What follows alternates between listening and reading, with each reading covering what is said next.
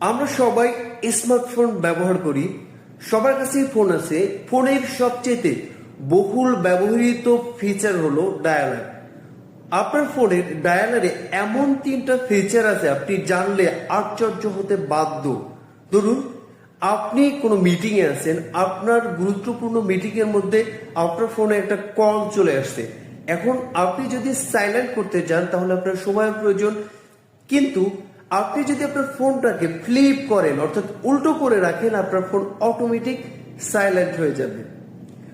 আবার ধরুন আপনার ফোনটা একটু দূরে আছে, আপনি ফোন থেকে অনেকটা দূরে আছেন, আপনার ফোনে যদি কেউ কল দেয় তাহলে আপনি রিংটোন বাজলে আপনি ফোনের কাছে যাবেন এবং কে ফোন দেবে সেটা দেখবেন।